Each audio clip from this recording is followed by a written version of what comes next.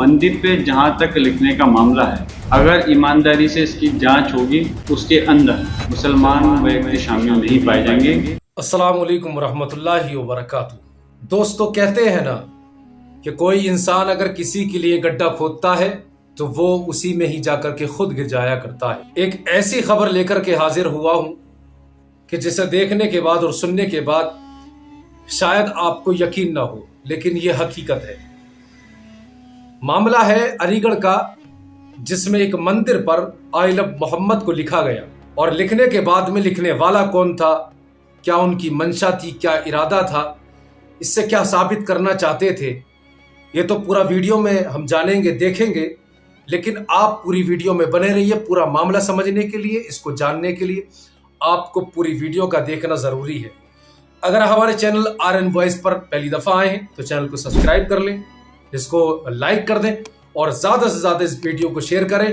और ये जरूर बताते चले कि कोई इंसान जब किसी के लिए गड्ढा खोदता है तो वो क्या उसमें गिरता है या नहीं गिरता। बिना किसी देरी के हम चलेंगे वीडियो की तरफ। जहाँ तक लिखने का मामला है, अगर ईमानदारी से इसकी जांच होगी तो मैं इसको जिम्मेदारी से कह सकता हूँ, उसके अंदर मुसलमान व्यक्ति शामिल नहीं पाए जाएंगे। समाजवादी पार्टी सांसद बर्क ने पहले ही कह दिया था और आखिरकार वही हुआ भी। उत्तर प्रदेश के अलीगढ़ से एक ऐसा ही मामला सामने आया जिसने पूरे प्रदेश को हैरान करके रखा है। यहाँ कुछ दिन पहले शहर के कई मंदिरों की दीवारों पर स्प्रे पेंट से आई लव मोहम्मद लिखा गया। सोशल मीडिया पर जैसे ही तस्वीरें वायरल हुई, शहर का माहौल तनावपूर्ण हो गया। कई संगठनों ने विरोध शुरू किया और पुलिस पर दबाव बढ़ गया कि आखिर कौन है वो लोग जिन्होंने मंदिरों की दीवारों पर ऐसा लिखकर माहौल बिगाड़ने की कोशिश की। करणी सेना ने थाने का घेराव किया, गिरफ्तारी की मांग की। लेकिन अब इस मामले में पुलिस की जांच ने जो सच सामने लाया, उसने सबको हैरान कर रखा है। जिन युवकों पर लोगों को शक था, असल में वही पीड़ित नहीं बल्कि आरोपी निकले। पुलिस ने इस मामले में 4 युवकों को गिरफ्तार कर लिया, जिनके नाम हैं जिशांत, दिलीप, आकाश और अभिषेक।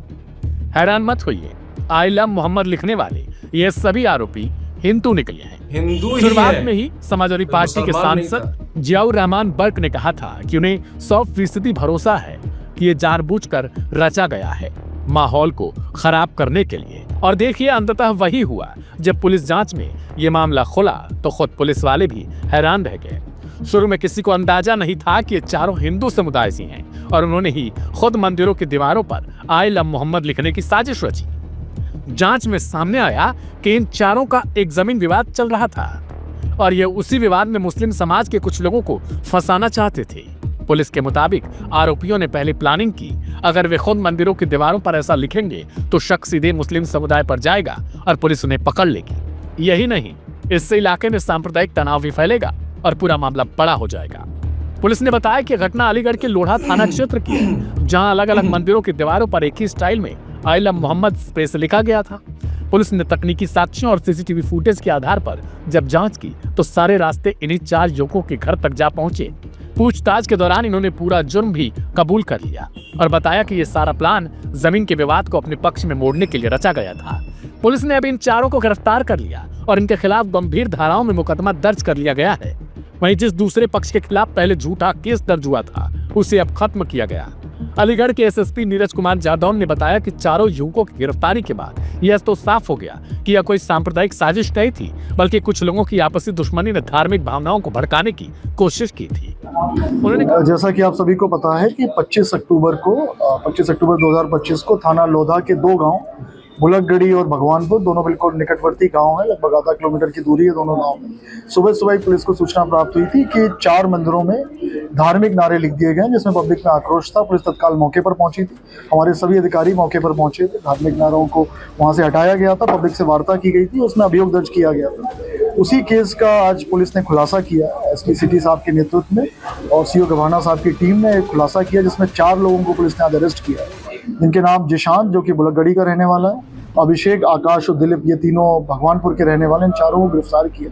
इनसे पूछताछ की गई और हमारे पास कुछ और साक्ष्य भी थे, जिसमें कि हमारे पास सीसीटीवी फुटेज था, हमारे पास सीडीआर थी, हमारे पास जो नारे लिखे गए थे उनमें स्पेलिंग मिस्टेक्स थी, लगभग हर नारे में स्पेलिंग मिस्टेक थी। तो उन सभी तथ्यों को गाँव वालों से वार्ता करके और पुराने केस रिकॉर्ड्स को देख के हम लोगों ने खुलासा किया है। तो इसमें दो इम्पॉर्टेंट पॉइंट्स हैं। एक पॉइंट है कि जनवरी 2024 में गुल मोहम्मद के परिवार का झगड़ा हुआ था मुकेश के परिवार में, जिसमें पुलिस की ओर से मुकदमा दर्ज किया गया था, जिसमें करीब 15 लोगों के खिलाफ पुलिस ने चार्जशीट लगाई थी। और एक अभी सितंबर में, हालिया सितंबर में मुस्तकीम का झगड़ा जिशांत के साथ हुआ था, जिसमें दोनों को चोट आई थी, जिसमें मुकदमा पुलिस की तरफ से दर्ज किया, दोनों की तरफ से दर्ज किया गया था। पुलिस ने इन्वेस्टिगेशन की थी और दोनों के खिलाफ पुलिस ने चार्जशीट लगाई थी। तो बेसिकली इन चारों का उद्देश्य ये था, जिशांत का उद्देश्य ये था कि जो मुकदमा लिखा गया है मुस्तकीम के खिलाफ, उसमें फैसला हो जाए। और इसमें इनका साथ इन चारों के अलावा राहुल ने भी दिया था, क्योंकि राहुल का प्रॉपर्टी डिस्प्यूट, राहुल के फादर का प्रॉपर्टी डिस्प्यूट गुल मोहम्मद से चल रहा था, जो कि भगवानपुर में वो मकान स्थित है। और उसी मकान में ये, मकान के पास ही ये मंदिर स्थित है, जिस मंदिर पे ये धार्मिक नारे लिखे गए थे। इनका मानना ये था कि धार्मिक नारा लिखने से पुलिस तत्काल कार्रवाई करके इनके विरोधियों को गिरफ्तार कर लेगी, जिससे इनके जो व्यक्तिगत स्वार्थ हैं उनका वो सिद्ध होगा। उस दौरान जो एफआईआर दर्ज हुई थी, क्या उन लोगों को क्लीन चिट दी जाएगी? अभी तक हमारी इन्वेस्टिगेशन में उनके खिलाफ कोई भी एविडेंस नहीं आया, तो अभी तक उनको पूरी तरह से निर्दोष हैं। अगर कोई नया तथ्य संज्ञान में आता है तो आगे देखा जाएगा, फिलहाल एज ऑफ टुडे वो निर्दोष है। कितने फरार है? 4 अरेस्ट हो चुके हैं। एक राहुल है, वो अभी वांछित है, और राहुल से इंटरोगेशन करेंगे तो अगर कोई अन्य नाम आता है तो उसको भी।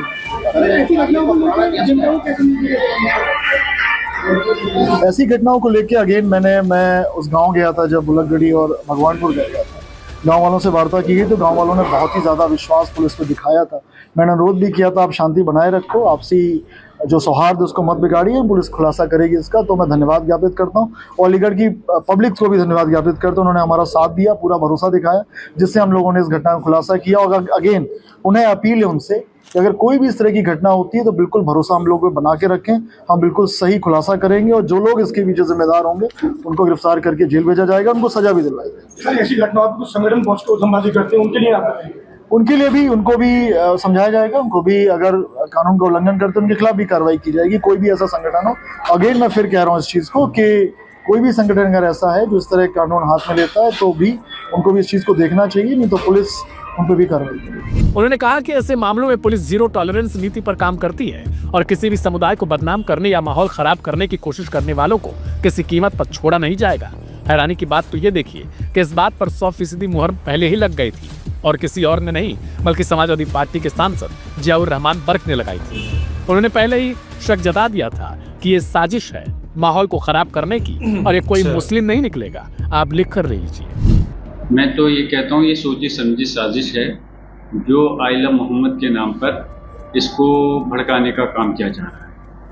और जो हमारी मोहब्बत है, जो हमारी आस्था है, ये संबल से जो हमारे अपने दीन के प्रति है, वो ना तो हमें किसी को दिखाने की जरूरत है।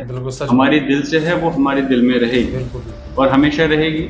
और मैं समझता हूँ ये बीजेपी के द्वारा ही सोची समझी साजिश के तहत इस चीज़ को आगे बढ़ाया गया है। और मंदिर पे जहाँ तक लिखने का मामला है, अगर ईमानदारी से इसकी जांच होगी तो मैं इसको जिम्मेदारी से कह सकता हूँ उसके अंदर मुसलमान व्यक्ति शामिल नहीं पाए जाएंगे।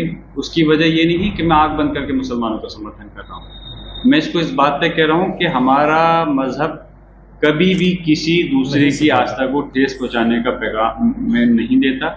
जहां हम अपने मजहब को मानते हैं, उसके सम्मान करते हैं, वहीं हम दूसरे मजहब को भले हम मानते नहीं है लेकिन उनका सम्मान जरूर करते हैं, क्योंकि हर व्यक्ति अपने अपने मजहब को मानता है। और ये चीज़ें चुनाव नज़दीक आ रहा है तो इस प्रकार की बातें आई हैं और हो सकता है भविष्य में और भी चीज़ आएँ। तो मैं पैगाम देना चाहूँगा आपके एजेंसी के माध्यम से कि मुसलमान भी और हिंदू समाज के लोग भी जागरूक रहें और आपस में किसी नाम पर गलतफहमी में लड़ने का काम नहीं करें, जिससे कि वो खुद अपना और अपने देश का नुकसान करें। अलीगढ़ का यह मामला इस बात का सबूत बन गया कि नफरत फैलाने के लिए झूठ का सहारा कितनी आसानी से लिया जा सकता है, और अगर पुलिस जांच ईमानदारी से न हो तो एक झूठे आरोप से पूरा समाज सुलग सकता है। आपकी क्या राय है कमेंट बॉक्स में जरूर लिखिएगा।